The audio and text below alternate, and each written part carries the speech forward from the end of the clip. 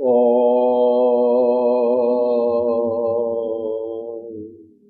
Tat Savituravaram Rupam Jyoti Tarasya Dhimai Yanna Satyena Dhitaye.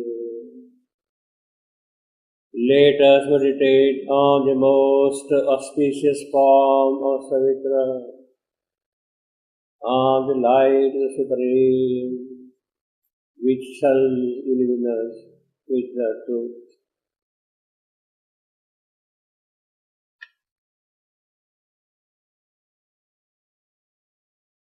So, Savitri's birth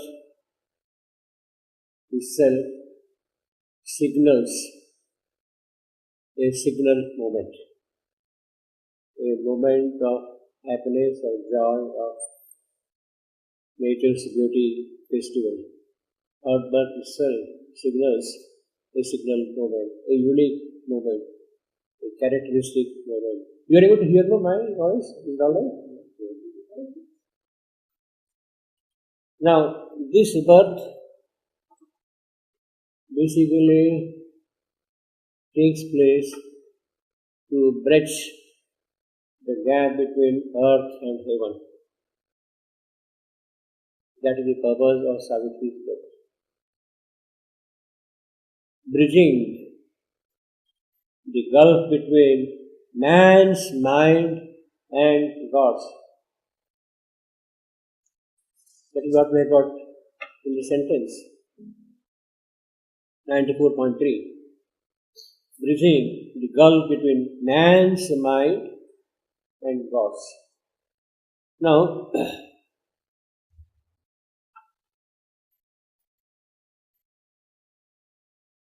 there is something very special about man. It could not have happened without his appearance on the evolutionary scene.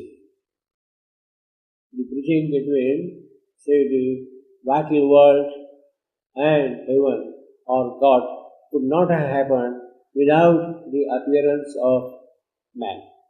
So man, in that sense, is a crucial link between earth and heaven. Actually, the Upanishad speaks of man as well-made. Man is well-made. You don't realize it, but the kind of possibilities which exist in us, they can really take man very far ahead. So, the Upanishad says, man is well-made. It is that stage where God can come and reside in man. God should not be happy to reside in a cow, in an elephant. In fact, that is what I am not doing my description. It is the description from the Upanishad. The spirit was offered the cow, and the gods were told, go and occupy the cow. And then the god said, I am sorry, we are sorry, this is not sufficient for us. Then they offered higher and higher creatures, and they said, no, no, no. Then finally, when man was offered to the spirit for habitation, at once there was a joyous cry saying that, yes, man is well made and we shall be happy to go and occupy man. So that is our great achievement, fortune, or whatever you want to call it, you see. And we should not underestimate our status or standing in the whole course of things. Man is the bridge between earth and heaven, in that sense. It is a very crucial link, you see. In fact, we have in other places in Savitri, she is the golden bridge.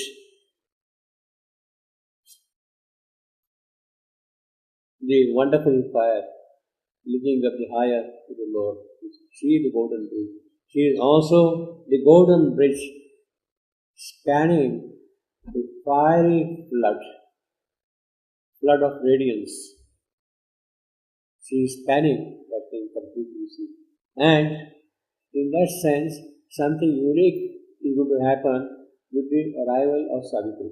In fact, Savitri would not have been able to do or initiate her work without the appearance of man.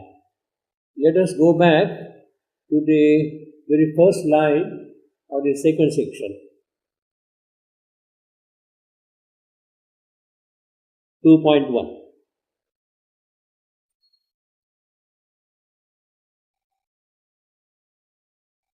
And Savitri too awoke among these tribes.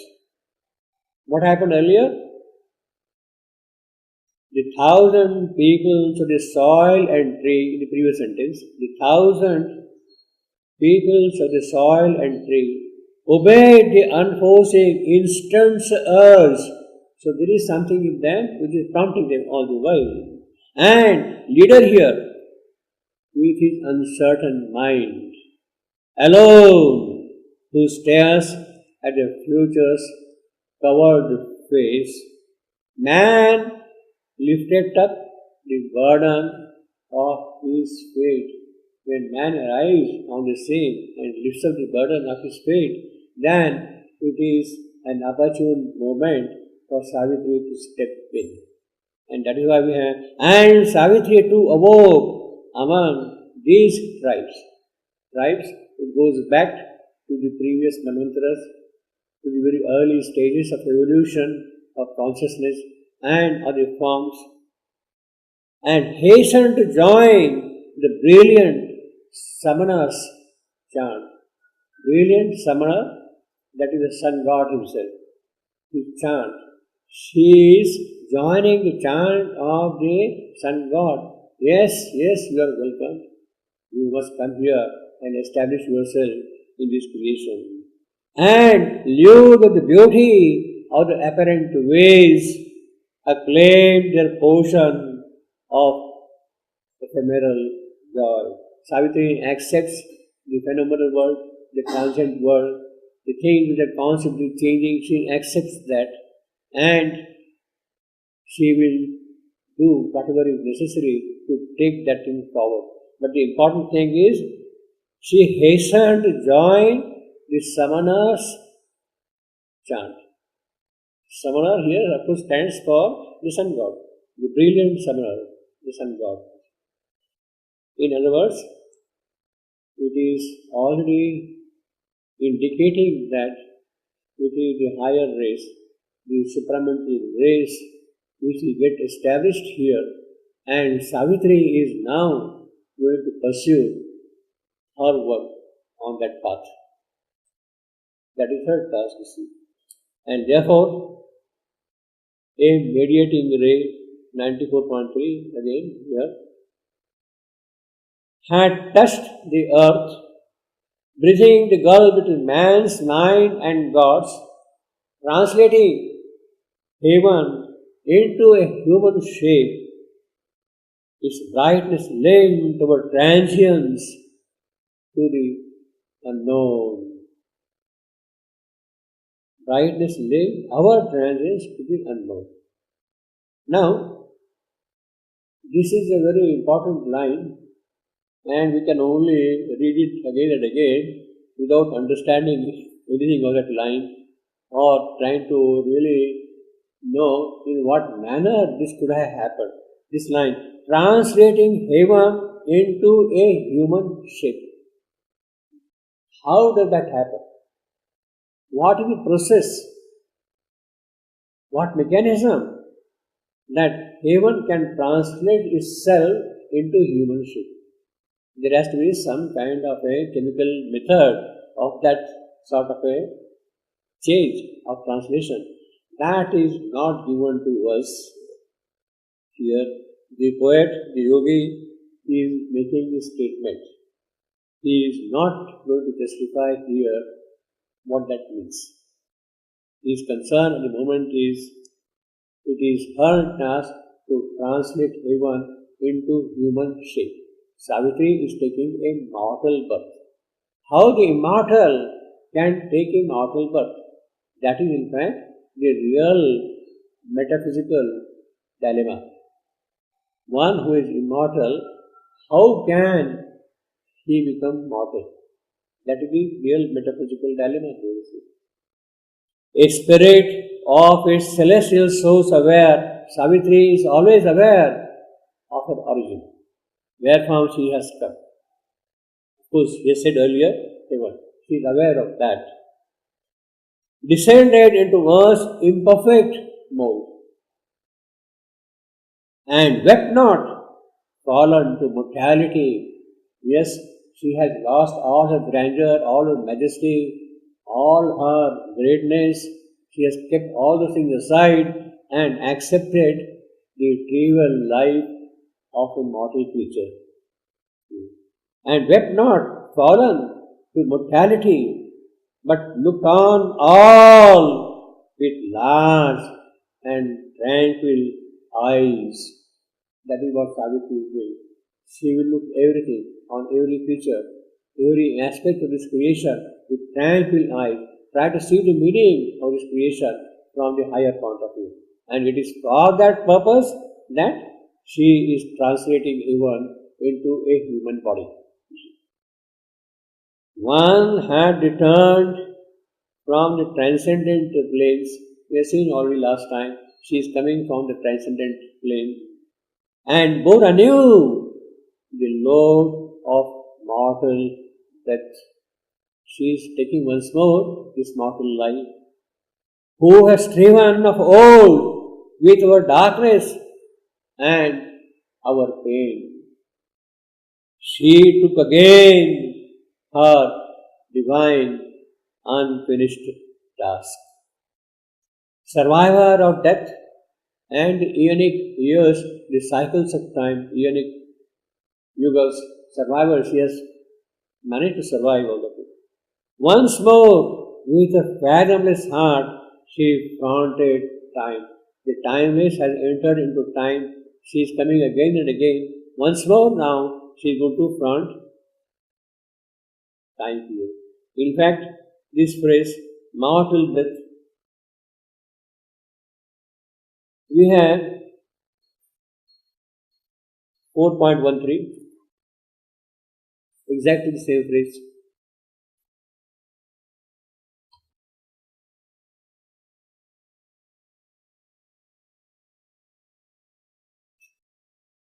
This is in the second canto of Savitri. For this she had accepted mortal breath. For what? To change things and force a strength is appointed road. For this she had accepted mortal breath. So that phrase is repeated there also in this line. And bore anew the load of mortal breath. And force a strength to its appointed road. For this she had accepted mortal death, etc. And goes on with that. In fact, he says also, and must confront the riddle of man's birth. What is the riddle of man's birth? We don't know why we are born and why we die. We have absolutely no idea. What the purpose of our existence, we have no idea. The riddle of the birth is conceived by death. And unless death is conquered, death is removed, the veil of death is removed, we cannot solve the riddle of birth, man's birth. And life's brief struggle in dumb matters nigh. In fact, we have similar lines here, page the same thing, 430. See, many of these things we find in the first two cantos, the Simardon and the issue, where the problem of creation is highlighted in the issue and the Simardon. And that kind of thing is corroborated subsequently in the course of narrative of Savitri. We have here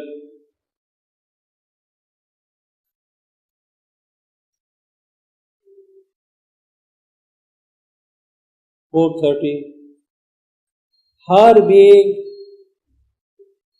conscious of its divine forms. She has been all along, right from the beginning, conscious of her divine source.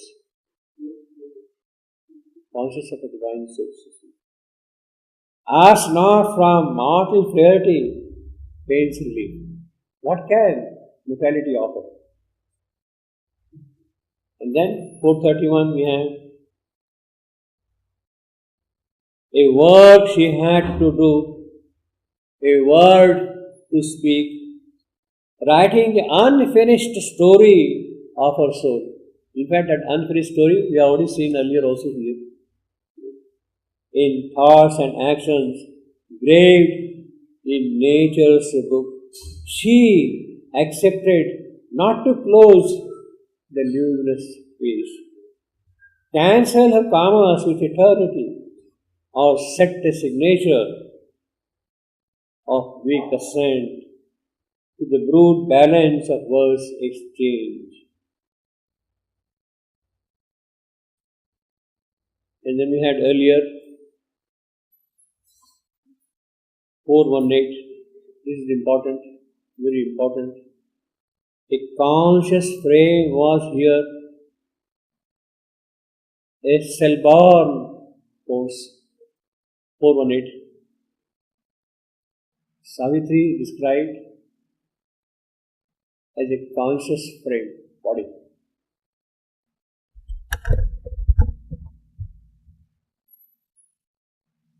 A cell-born force. Cell-born force, this is an important phrase. She has her birth in herself. She is not born of self, of Atman. Her birth is in herself. What the Sanskrit word would mean is Swayambhu. She is self-born. Swayambhu. 418.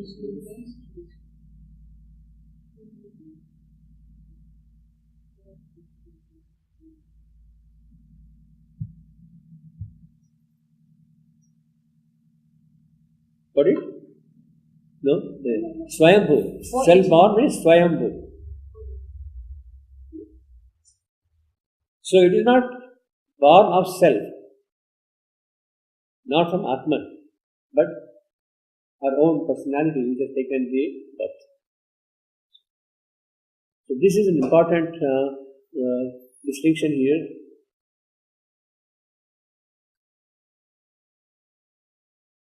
In fact, it is the same thing we have already seen here. She is the conscious soul translating heaven into human shape. All these things are corroborating each other.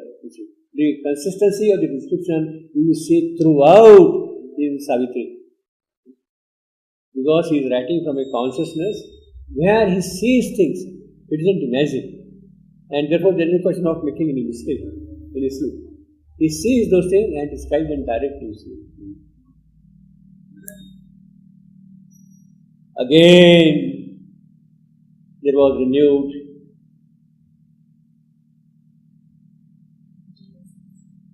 again revealed the ancient closeness by earth vision veiled.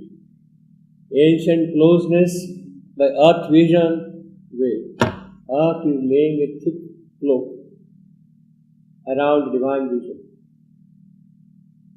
But it is through that again she revealed. The ancient closeness by earth vision veiled. The secret contact broke off in time.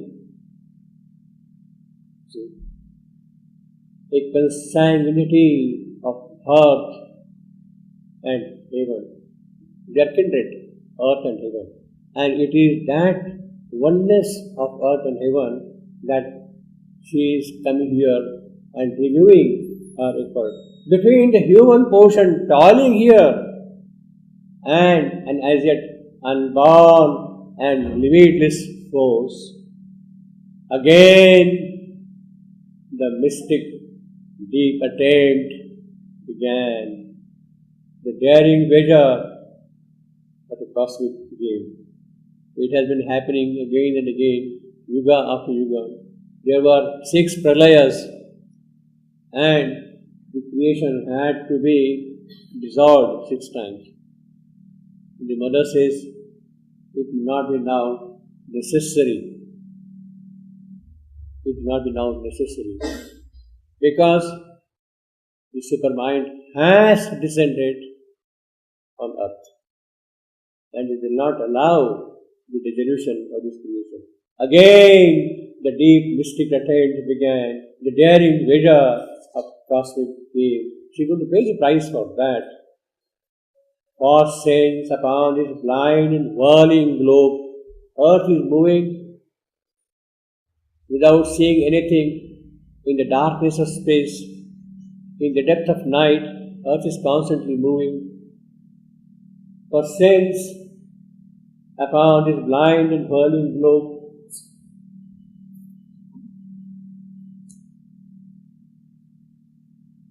earth plasma first quivered with the illumining mind. So life had come to the point of illumining mind. And life invaded the material state, afflicting in conscience with a need to feel. Since in infinity's silence woke a word. In the depth of silence, some utterance, some word has taken place, word of expression. A mother wisdom works in nature's best to pour delight on the heart of toil and want and press perfection on life's stumbling powers. That's the whole idea. Press perfection on the stumbling life. Impose heaven's sentience on the obscure abyss. Let that awareness, that perception, that sentience of heaven be there even in this creation. Although our fallen minds forget to climb. One more line is after that are conscious of its form. Which one? after 94-8. 94.8, yeah. one more line. Since in infinity silence of the world, a mother wisdom works in nature's breast. Right from the beginning of creation, there is a wisdom working in nature. Nature may not be aware of it. Nature may not be aware of it, but it is constantly working all through. To pour, for what? To pour delight on the heart of toil and want. That is our human fate, human state, our condition. To pour delight and press perfection on life's stumbling powers. This is what happens. Constantly we stumble. We had to cross stones after stones, constantly, and keep on stumbling. Impose heaven's sentience on the obscure abyss, in the darkness, to give some light to the darkness, and make dumb matter conscious of its God. There is God residing in matter. In fact, that is the entire basis of Sri Aurobindo yogic philosophy. There is God in matter. You can't say matter has no possibility, cannot evolve, cannot hold the powers of the spirit, and make dumb matter conscious of its God. Now, this is again important, its God.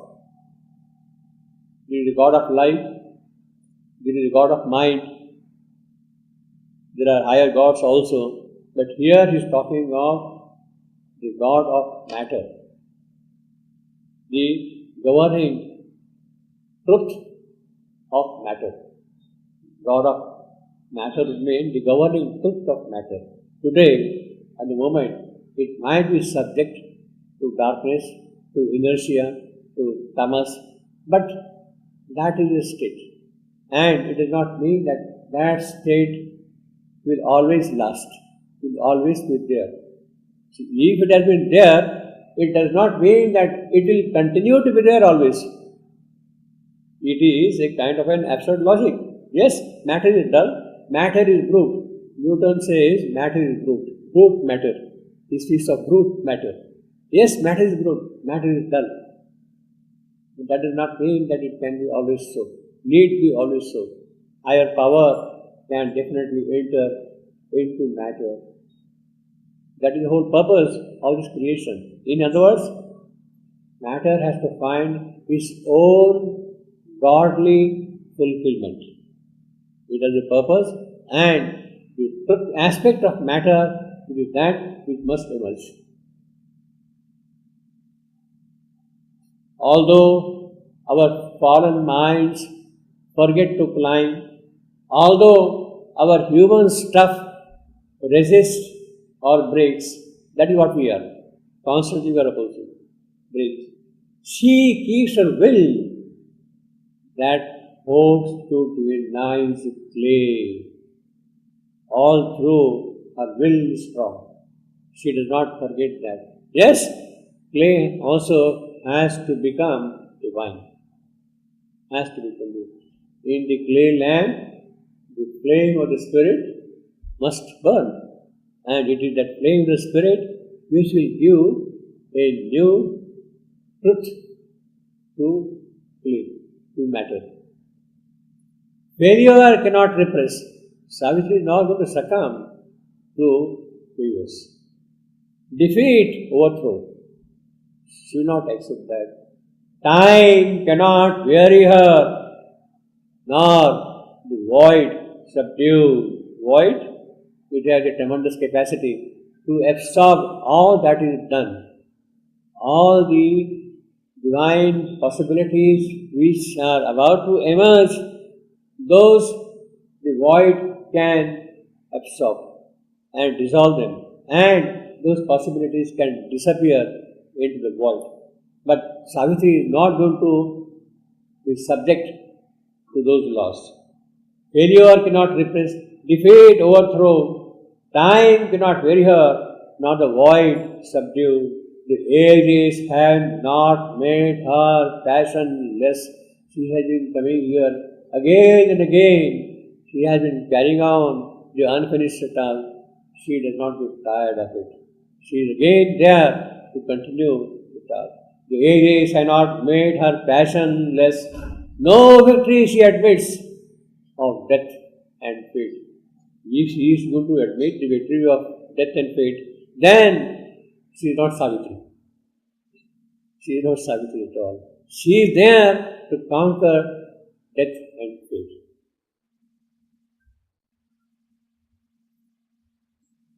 Always she drives the souls to new attain.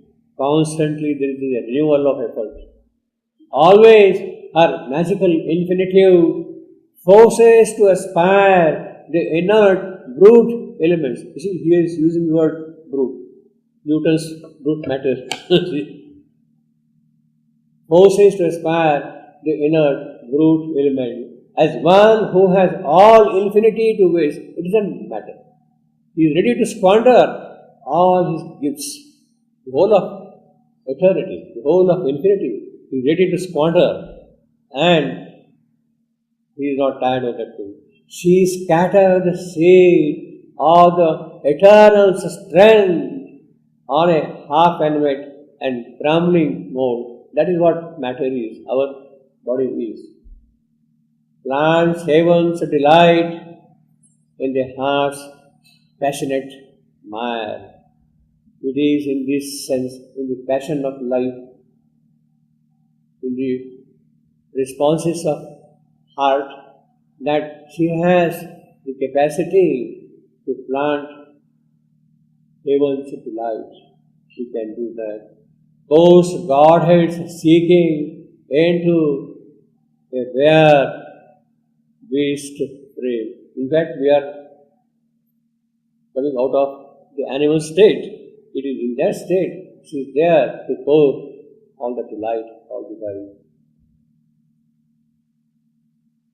Once more, that will put on an earthly soul. We have seen this earlier also last time. She has been coming again and again. Now, as I told you last time, we should not segment the presence of the Divine Mother in the mortal form into bits of time. This. There is a continuity of a presence also.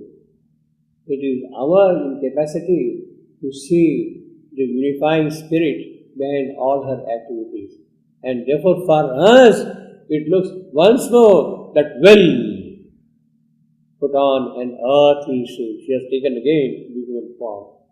Later on, in Savitri, we have a very pregnant phrase. How will the divine body be made? See, that is the thing which sort of keeps on haunting us. How will that happen? And the phrase which is used here, by her repeated mortal births, she will come again and again and prepare the divine body. Mortal birth does not mean subject to death. Always in that sense. Mortal birth is a certain aspect of doing things. She will come again, and prepare a better and better divine body. That is what Shivananda said. Mother wanted him to resurrect into the body which was there in the state after 5th December 1950. And Shivananda said, I shall come again only in a divine body made in a divine way. A divine body made in a divine way. Who is going to prepare that divine body for her? It is her task. She has to keep on taking mortal births till the divine body is prepared for the full descent of the avatar. A mind empowered from truth's immutable seed. That is what Savitri is. She is a mind empowered from truth. Was framed for vision and interpreting act. What can her mind do? What does her mind do? It sees vision. It interprets in that vision all the acts. And instruments were sovereignly designed to express divinity in terrestrial sign. That is how her body was prepared. To express divinity in terrestrial sign, our limbs, our heart, our body, our mind, all these things are aspects of that terrestrial sign. And it is through that she is working constantly. Outlined by the pressure of this new descent, a lovelier body formed than earth had known. Now the yogi is seeing the lovelier body of Savitri already present elsewhere. It is that body which will appear again on earth. Outlined with the pressure of this new descent, the way in which the powers are pressing down upon earth, due to that pressure, a lovelier body got formed, a body which earth had never known.